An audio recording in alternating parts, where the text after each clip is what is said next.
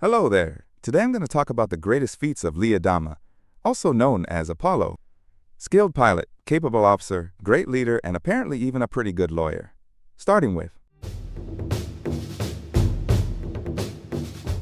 in the Battlestar Galactica miniseries, one of Adama's first defining moments comes not in the cockpit, but in a desperate act of ingenuity aboard Colonial Heavy 798. Stranded with government officials and civilians aboard the vessel that would later become Colonial 1, Lee finds himself without a functioning FTL drive, with limited resources, and under imminent threat from an incoming Cylon nuclear missile. They can't evade or defend, and destruction seems certain. Lee's response demonstrates both his technical knowledge and his ability to act decisively under pressure. Remembering the destructive potential of electromagnetic pulses against electronic systems, he devises an unorthodox plan. A failed experiment he toyed with in War College, using EMP coils kept in the cargo hold to make it look like the ship has been destroyed. It succeeds, the missile is neutralized, and the passengers aboard the ship are spared. This moment is more than a tactical save. It cements Lee's role as someone capable of thinking beyond protocol, improvising solutions, and placing the survival of others above his own safety. It also sets the tone for his character arc. A man who operates not just as a soldier, but as a protector, often finding unconventional ways to solve problems. Destruction of the 12 colonies thrust countless individuals into roles they had neither anticipated nor fully prepared for, and Lee was among them. Initially serving as a captain, Lee's trajectory changed drastically during the desperate early days of the Cylon attack. With the colonial fleet in ruins and chaos spreading, the need for experienced, capable leadership among the dwindling Viper pilots became urgent. And that's how Adama became a keg on Galactica. The Battle of Ragnar Anchorage was his first major test. The fleet, fragile and disorganized, had only just begun to regroup when they were cornered near the volatile Ragnar Anchorage. As a newly appointed keg, Lee faced the challenge of coordinating inexperienced pilots, scarce resources, and damaged equipment against a relentless and technologically superior enemy. His leadership was not about flashy stunts, but about calm coordination, discipline, and a clear sense of purpose. And under his guidance, the Viper Squadron provided critical defensive cover for the Galactica as it completed the risky operation of taking on supplies at Ragnar Anchorage. Lee's ability to lead the squadron, issue precise orders, and adapt to a rapidly evolving battlefield allowed the fleet to escape the Cylon ambush and make its first major jump into the unknown. This was not a moment of personal glory. It was an act of responsibility, setting the foundation for his long and often complicated way as a leader in the human struggle for survival.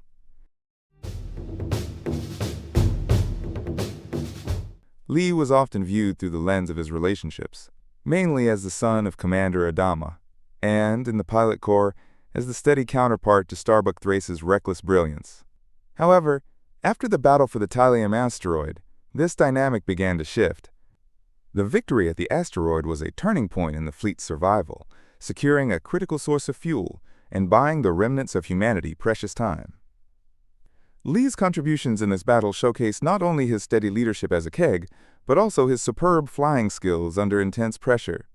No longer just the cautious tactician or the dutiful officer, he demonstrated the ability to execute extremely difficult maneuvers while being as cool as a cucumber, and make bold calls that resulted in success without tipping into the recklessness often associated with Starbuck. In the aftermath, Lee's identity as a pilot began to stand apart from hers. He proved that exceptional piloting did not always mean risking it all. It could also mean precision, timing, and controlled aggression. This was the moment he began to claim his own place among the fleet's elite, not as Starbuck's counterpart or successor, but as a pilot and leader in his own right.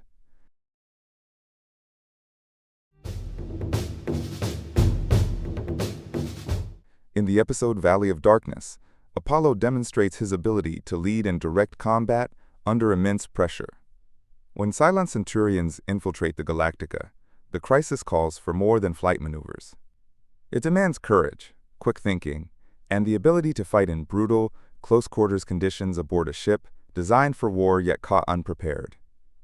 As chaos spreads through the darkened corridors, Lee assumes command of a team of Marines to fight off the boarding Centurions. Despite being a Viper pilot by training and experience, he shows a natural talent for small unit tactics.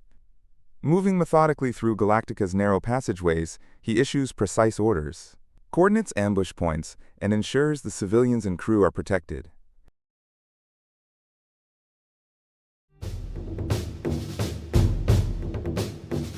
During the expedition to Kobol, Lee demonstrates a less frequently highlighted skill: his understanding of astronomy.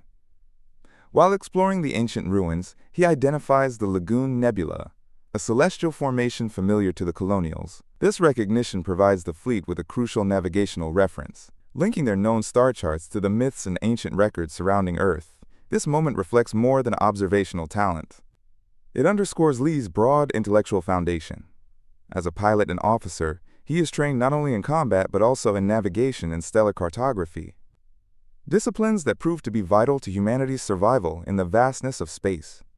By spotting the Lagoon Nebula and interpreting its significance, he helps bridge the gap between legend and charted space, pushing the fleet one step closer to its goal to find Earth.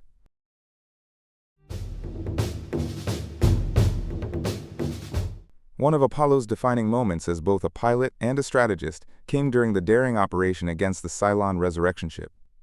In this mission, the fleet wanted to cripple the Cylons' ability to endlessly resurrect their fallen by destroying the vessel that served as the backbone of that system. For this task, Lee piloted the Blackbird, a stealth fighter unlike any other in the colonial arsenal.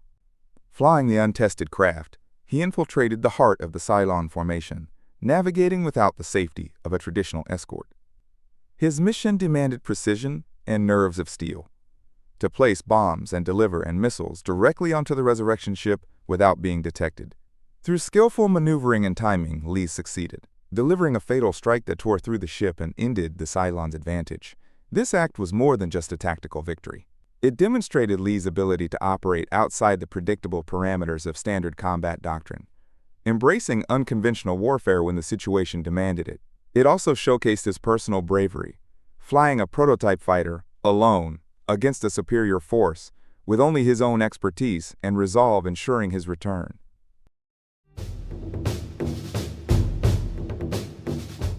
And in the episode Black Market, Lee takes on a threat far different from Cylon raiders or Centurions. The collapse of the colonial government and economy after the fall of the 12 colonies created a power vacuum where black markets thrived, preying upon the desperate and vulnerable. Among their crimes, the trafficking and exploitation of children stood as one of the darkest stains on the fleet's survival. Lee was drawn into investigating the black market's activities, ultimately uncovering the network's boss aboard the Prometheus. In a decisive moment, Lee chose to act not as a bureaucrat or investigator, but as an enforcer of moral justice. He confronted the boss directly, exposed his crimes, and then he ended him with a single shot. In following Bossy's death, Lee made a pragmatic choice. He did not attempt to destroy the entire black market, recognizing that its trade in essential goods had become deeply entangled with the fleet's fragile economy. Instead, he set new boundaries, most importantly, putting an end to the exploitation of children.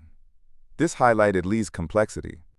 He was neither an idealist trying to purge all corruption, nor a cynic willing to let injustice thrive unchecked. He struck a hard balance between survival and morality, using his authority and his willingness to take lethal action to protect the fleet's most vulnerable. During the occupation of New Caprica, Lee Adama endured one of the lowest points of his career and personal life. As the commander of the Battlestar Pegasus, he became hesitant, indecisive, and physically out of shape, a shadow of the brave pilot and principled officer he once was. This period of self-doubt and caution made him question his own worth and his ability to lead, even as the human race suffered under Cylon rule on the surface below. Yet, when they needed him the most, he arrived. Lee chose action over hesitation. With Admiral Adama and Galactica launching their desperate strike to liberate the colonists, Pegasus represented the fleet's only other warship capable of fighting. Initially ordered to stay behind and protect the civilian ships, Lee faced a critical choice: preserve the remnants of the fleet or risk it all to save those left behind. Defying the safer path, Lee led Pegasus into battle.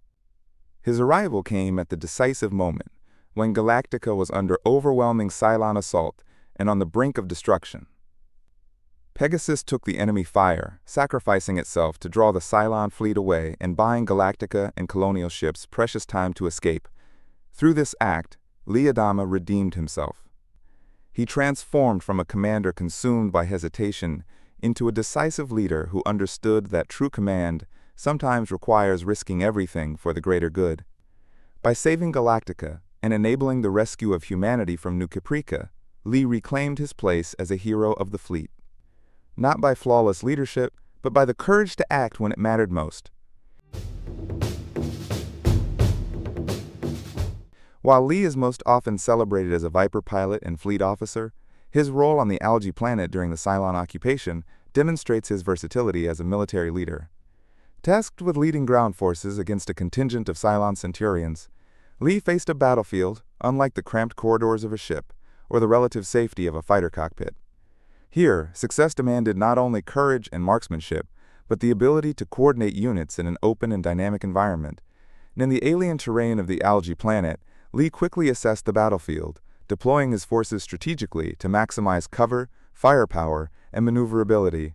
He issued clear commands under fire, adapting to Cylon tactics in real time, while keeping morale high among his troops who were both inexperienced and under-equipped. His leadership enabled them to outmaneuver and destroy the Centurions, showcasing his capability to extend his command skills beyond the air and into ground-based combat operations.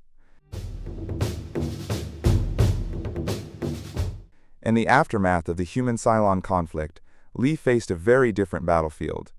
The courtroom. When Dr. Gaius Baltar was charged with treason for his assistance to the Cylons, the survival of humanity depended not only on military strength, but also on the integrity of its legal and moral institutions. Lee stepped into this challenge, assuming the role of Baltar's defense attorney, a position that tested his intelligence, ethics, and courage in a non-combat arena. And Lee approached the case with the same analytical style and dedication to principle that had defined him as a pilot and commander. He navigated complex legal arguments, dealt with public outrage, and challenged the prosecution's portrayal of Baltar as a traitor.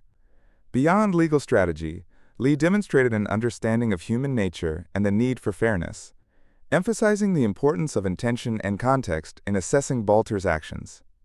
Through careful preparation, keen insight, and unwavering commitment, Lee secured a victory for Baltar, ensuring that justice was served and that the legal system retained its legitimacy in a time of political turbulence. This achievement highlighted a less frequently celebrated aspect of Adama: his ability to wield intellect, persuasion, and moral judgment as effectively as any weapon in combat. By defending Baltar, Lee reinforced the values that the fleet fought to preserve: justice, accountability, and the protection of individual rights, even amidst the chaos of war and its aftermath. So that's it. What do you think? Let me know your thoughts in the comments below.